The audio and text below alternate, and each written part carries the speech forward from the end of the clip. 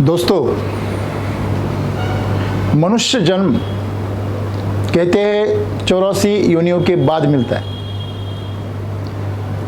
उन 84 योनियों में न जाने कितने सूक्ष्म जीव हैं, कितने लाख कीटक हैं, कितने लाख पंछी हैं, जमीन पर रेंगने वाले जानवर हैं, प्राणी हैं, और इन सभी के स्तर पर जन्म लेने के बाद मनुष्य का जन्म मिलता है। ये सही है या गलत है ये तो हमें नहीं पता। जिन्होंने भी बताया है उन पे हम भरोसा कर सकते या ढूंढ सकते। कहते हैं अगर किसी बड़े पेड़ की उम्र अगर जानना है तो उसको काट दीजिए, उसके तने में आपको सर्कल मिलेंगे। वो सर्कल जितने होंगे उतने साल का वो पेड़ होता है। ये साइंस है। और अगर उस सर्कल को आप ध्यान से देखेंगे तो कौन सी साल में अकाल पड़ा था, कौन सी साल में ज़्यादा बारिश हुई थी, ये सब चीज़ें आप उसमें देख सकते हैं। जिस साल में अकाल पड़ा था उस साल में जो लेयर है वो सर्कल पतला है, सूखा हुआ है। जिस साल में अच्छी बारिश हुई थी उस साल में वो सर्कल बड़ा है, तंदुरुस्त है। प्रकृति अपनी छाप छोड़ देती है। तो मनुष्य के शरीर में भी ऐसी छाप होंगी, अगर आप ढूंढेंगे तो वो मिलेंगी। आपको शायद पता नहीं है, हमारे शरीर में जितनी कोशिकाएं हैं, करीब करीब 39 ट्रिलियन कोशिकाएं हमारे शरीर में हैं। तो उसके मुकाबले 100 ट्रिलियन बैक्टीरिया हमारे शरीर में है। मतलब कहते हैं कि 60% हमारा शरीर जो है वो बैक्टीरिया से बना हुआ है। अगर हमारे अंदर हम थोड़े झांक कर देखें तो सभी प्राणियों की गुण देखने को मिलती है, सभी प्राणियों की आदतें हमारे अंदर दिखती है। इसका मतलब क्या होता है कि जो शरीर मिला है, मनुष्य का जीवन मिला है, ये सभी प्राणियों के जन्म से गुजरने के बाद मिला हुआ। तो इसलिए तो कहते हैं साधु संत कि मनुष्य जीवन जो है वो दुर्लभ है। लेकिन क्या ये मनुष्य जीवन मिलने के बाद मनुष्य सबसे खुश प्राणी है? आज अगर हम देखें तो हमारे मुकाबले कुत्ता ज़्यादा शांत दिखाई देता है, बिल्ली ज़्यादा शांत दिखाई देती है। क्यों है ऐसा? क्यों है? क्योंकि जानवर का पेट भर गया वो शांत हो जाता है। जब तक आदमी का पेट नहीं भरता सबसे बड़ी समस्या रहती है पेट। जब उसका पेट भर जाता है ना तो 100 समस्याएं खड़ी हो जाती है। मतलब हर बात में उसे समस्या दिखाई दे रही। ऐसा क्यों है? क्योंकि उसको उसका आनंद कहाँ है इसी का ही पता नहीं है। वो सिर्फ चाहता है कि मेरा भला हो। क्या चाहता है मनुष्य? क्या चाहता है? मेरा भला हो। लेकिन मेरा भला ऐसी कोई चीज़ इस दुनिया में नहीं है। एक पौधा है बहुत बड़ा, बराबर है, उसकी एक टहनी ऐसी इच्छा कर रही है कि मेरा भला हो, तो क्या हो सकता है? हो सकता है अगर कोई माला है, उस माला में कोई एक मोती है और वो कहे कि मेरी कीमत सबसे ज़्यादा हो, तो क्या हो सकती है? नहीं हो सकती। क्या आपके जो उंगलियां हैं उसमें से एक उंगली कहे कि मैं ही जीवित रहूं, बाकी सब उंगलियां मर जाए? तो ये जो चीज़ें हैं हम ये भूल गए कि हम इस प्रकृति का एक छोटा सा हिस्सा है। अगर हम ये याद रखें कि हम प्रकृति का एक हिस्सा है तो अपने आप हमें पता चलेगा कि हमारी भलाई किस में है। ये मनुष्य भूल गया और इसी वजह से आज मनुष्य दुख में है। अभी देखिए, मनुष्य सबसे बुद्धिमान प्राणी इस प्रकृति ने बनाया। क्यों बनाया? क्योंकि वो चाहती है कि बाकी सभी जीवों का ख्याल रखें। घर में हम सभी मिलके किसी को एक मुखिया बनाते हैं, वो हमारे घर के क्या चलाता है? सब कारोबार चलाता है। अगर कोई सरकार है तो उसमें एक आदमी को मुख्यमंत्री चुनते हैं, एक को पंत प्रधान चुनते हैं, क्योंकि वो पूरी सरकार चलाए। सही है गलत है? वैसे इस प्रकृति ने आदमी को मुख्यमंत्री बनाया। किसका मुख्यमंत्री बनाया? आपके आजू बाजू में जितने जीव है, आपके खेती में जितने पौधे हैं, आपके पास में जितने प्राणी हैं, इन सब का मुखिया बनाए। लेकिन वो क्या कर रहा है? उनका शोषण कर रहा है, उनको बर्बाद कर रहा है। वो अपने लिए मौत का कुआं खोद रहा है। आज आदमी ने मिट्टी बर्बाद कर दी जिससे वो अन्न उगा रहा है। दूसरी, उसने पानी बर्बाद कर दिया जिस पानी से वो जी रहा है। तीसरा, उसने हवा बर्बाद कर दी। इन सबको दूषित कर दिया और इसको वो क्या कहता है? विकास कर रहा हूँ। क्या कर रहा हूँ? विकास। मुझे एक बात बताइए, आपके पास में कितनी भी संपत्ति हो, कितना भी बड़ा पद हो, कितनी भी प्रतिष्ठा हो, कितना भी बड़ा सत्ता हो, क्या उसको खर्च करके आप आपका आरोग्य खरीद सकते हैं? खरीद सकते हैं? 2 पल की ज़िंदगी आप उससे खरीद सकते हैं? नहीं खरीद सकते। फिर भी आदमी पागल किसके पीछे है? हेल्थ के पीछे नहीं है, वो वेल्थ के पीछे पागल है, पद के पीछे। अगर वेल्थ मिल गई तो उसको पद चाहिए, पद मिल गया उसको प्रतिष्ठा चाहिए, पैसे फेंकेगा, चलो लोगों को बुला लो, मेरी जय जयकार करवाओ, मेरे सभा में इतने लोग चाहिए, मेरे बैनर लगाओ। सबसे पहले आदमी को खाना चाहिए, फिर कपड़े चाहिए, फिर घर चाहिए, फिर प्रतिष्ठा चाहिए, पद चाहिए, फिर पैसा चाहिए। ऐसे कर करके आदमी ने पूरी अपनी जीवन को शरीर के आजू बाजू में, अभी शरीर जो है उसको साधन मिला हुआ है, सही है ना? क्यों? अपने जीवन की क्या करे? भलाई करे। अभी पता चला ना 84 योनियों तक उसको जन्म नहीं मिलता। तो आप सोचो, जब जन्म मिला उसके बाद से मृत्यु तक कितने साल है सर? चंद साल है, 70, 80, 100। अगर उसकी मुकाबला आप अगर उस आयु से करें जब आपको शरीर नहीं रहता आपके पास में, क्या पता है आपको वो जीवन कितना लंबा होता है आपका? शायद कभी कभी वो कुछ सालों से लेके लाख तक साल तक रहता है। वापिस आपको मनुष्य का जन्म कितने लाख साल बाद मिलेगा, कितने हजार साल बाद मिलेगा, इसका कोई अता पता।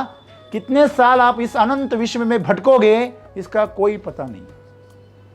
लेकिन वो मूर्छा की जिंदगी होती है, उसमें समझ में नहीं आता। जैसे हम नींद में होते हैं, हमारा जीवन हमें नहीं समझता, वैसे मृत्यु के बाद में जो बोध होता है वो हम खो देते हैं। इसीलिए सिर्फ वासनाएं और कामनाएं रहती, और वो वासनाएं कामनाएं भटकाती रहती है। तो उस जीवन के बारे में अभी मनुष्य अनजान है। जैसे कोई शराबी है, उसको कोई पता नहीं वो गटर में पड़ा है कि कहाँ पड़ा है, वैसे आप मृत्यु के बाद में कहाँ पड़ने वाले हो ये किसी को पता नहीं होता। इसीलिए सब क्या है? बिंदास्त है। आपको पता है, एक तो जो सबसे पावरफुल होता है वो बिंदास्त रहता है, या तो जो मूर्ख होता है वो बिंदास्त रहता है। तो इस तरह मनुष्य ने खुद को मूर्ख बना लिया है। वो हमेशा खुद को बिजी रखता है, इसीलिए रखता है क्योंकि ये सोच उसके मन में ना आए कि मेरा मृत्यु के बाद क्या होगा। क्यों डरता है आदमी मृत्यु से? कभी उसने मृत्यु देखा है? आपने कभी आपका मृत्यु देखा है? दूसरे का देखा है। दूसरे का देखने से क्या पता चलेगा कि मृत्यु के बाद होता क्या है? जो लोग बता रहे वही तो सुन रहे हैं। जब आपने कभी मृत्यु नहीं देखा तो फिर डर क्यों रहे भैया? जिस चीज को कभी देखा नहीं उससे डर क्यों रहे? डर मृत्यु से नहीं रहे, मृत्यु के बाद क्या होगा, कहां गुमनाम हो जाएंगे, इस डर से डर रहे। तो इसीलिए सदगुरु ने आज हमें क्या बताया, आपको अगर वाकई आपकी भलाई चाहिए तो आपकी भलाई से दूसरों की भलाई की ज़्यादा चिंता करनी चाहिए। उससे आपके अंदर एक ताकत आएगी, एक क्षमता तैयार हो जाएगी, जिससे आप उसके परे चले जाएंगे। किसके परे? जन्म मृत्यु के परे की जीवन को आप जिंदा रहते ही जान पाओगे। मेरा मृत्यु के बाद क्या होगा, मैं अगर जाग जाऊं तो मुझे अभी पता चलेगा। इसलिए साधु संत तीनों काल को जानते हैं। जो गया उसको तो आप भी जानते हैं, लेकिन आपको हद है, आप बेहद नहीं जानते, आप हद तक जानते हैं।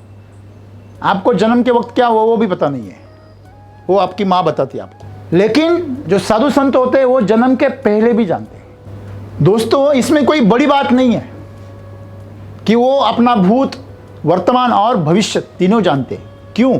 क्योंकि उन्होंने अपना जीवन दूसरों की भलाई के लिए लगाया। आज वो क्यों जिंदा है? उनको तो मोक्ष मिला हुआ है। 25 साल की उम्र में उनको मोक्ष मिला हुआ है, मुक्ति मिल गई है। फिर भी वो आज जिंदा क्यों है? करुणा की वजह से। आदमी को परमात्मा की प्राप्ति हो ना हो, कम से कम आदमी आदमी रहे, इतनी तो कोशिश वो सुख से जिए। कम से कम एक प्राणी की तरह सुख से जिए, इतनी कोशिश वो कर रहे हैं। कितनी दुर्भाग्य की बात है। जीवन के परे जाने की छोड़ दीजिए, इस जीवन को सही तरीके से जिए। इस धरती को लोग नरक बना रहे हैं, अपने पैरों पे कुल्हाड़ी मार रहे हैं। जिसको वो पैसा कह रहे हैं, वो पैसा ना होकर उनकी बर्बादी का कारण हो रहा है। आज लोग देखिए, आज कौन हेल्थ के पीछे पागल है? कोई नहीं, हर कोई पैसे के पीछे। ये पागलों की जमात है, मूर्खों की जमात है। अरे मरेगा, छोड़ के जाएगा सब, बोल बोल के थक गए सब। तो भलाई में जुड़ जा। मुझे एक बात बताइए, आप जब दूसरों के रास्ते में फूल बिछाते हैं तो आपके हाथ सुगंधित हो जाते हैं। आप अगर दूसरों के रास्ते में कांटे बिछाएंगे तो आपके हाथ लहूलुहान हो जाएंगे। आप अगर दूसरों के रास्ते में गंदगी डालेंगे तो आपके हाथ गंदे हो जाएंगे। जो बांटोगे वही मिलेगा, जो बांटोगे वही मिलेगा। आदमी भलाई के लिए जब जीता है ना दोस्तों दूसरों की, तभी उसकी शान बनती है, तभी उसमें ताकत आती है। जीवन ऐसे ही है, आपकी परीक्षा लेता है, आपके पीछे सवाल लगा देता है, आपके पीछे संकटों की झड़ी लगा देता है। अगर आपको उसको बड़ा करना है तो जीवन ऐसे ही है। तो दोस्तों, अगर आपको इस जन्म मृत्यु की झंझट से, इस यातनाओं की झंझट से, इस दुखों की एक झड़ी से अगर आपको बाहर निकलना है, एक चक्रव्यूह से बाहर निकलना है, तो आपको दूसरों की भलाई के बारे में सोचना होगा और वही करना होगा। जब वो ऐसा आप करेंगे तो आपका भला अपने आप हो जाएगा। देखिए कितना सुंदर शब्द है, इसकी सुंदरता देखिए। लाभ जिसे हम कहते हैं, लाभ को उल्टा कर दीजिए तो भला हो जाता है। आप किसी का भला कर दो, आपको उल्टा मिल जाएगा। क्या मिल जाएगा? लाभ मिल जाएगा। आप दूसरों का भला कर दीजिए, आपका लाभ होगा। आप आपका भला करने की कोशिश कीजिए, दूसरों का लाभ होगा। आप शांत दिमाग से सोचिए। दोस्तों, हमारा जो जीवन है वो दूसरों की भलाई के लिए है। सूक्ष्म जीवों से लेकर सभी प्राणियों तक, हमारे आजू बाजू में जितने मनुष्य हैं उनकी भलाई में हमारा जीवन हमारा समर्पित हो जाए तो आपका जीवन अपने आप सुंदर हो जाएगा। आप भी कर सकते हो, लेकिन आप मौत की डर से बाहर नहीं आते। आपके दांव पे लगा दो जीवन को। अरे वही चीज़ है दांव पे लगाने की। दांव पे लगाने की पैसा थोड़ी चीज़ है। हाँ, दांव पे लगाने की आपका वक्त थोड़ी चीज़ है। आपका जीवन दांव पे लगा दो, जिसमें आप मरने की चांसेस है। ऐसी चीज कर दो, आपको जीवन की सच्चाई का पता चलेगा और उसी दिन से आप सही तरीके से जीवन जीना सीखोगे। तो अगर आपको परे जाना है तो छलांग लगानी होगी, और छलांग ही आपको नए आशिया को अनुभव कराएगी। तो चलिए सब ताकत लगाएंगे और अपनी पूरी ताकत से आज से दूसरों की भलाई के लिए अपना जीवन समर्पित करें। अपनी भलाई की भी चिंता करें, लेकिन प्राथमिकता क्या होनी चाहिए? दूसरों की भलाई। दूसरों की भलाई के लिए आप जीवन समर्पित करें। और हम कितने सौभाग्यशाली हैं कि हम पूरे किसान हैं, खेती है, भूमि है, समाज है, उनकी भलाई के लिए क्या कर रहे हैं? काम कर रहे हैं। तो आइए इस काम को तेजी से आगे बढ़ाएं, 100% अपना दे दें। तो मुझे पूरा विश्वास है कि परमात्मा आपका भला करेगा और उस भलाई से आपके अंदर इतनी ताकत आएगी कि आप जीवन की सच्चाई को जानोगे और मृत्यु के डर से आप आज़ाद हो जाओगे। धन्यवाद।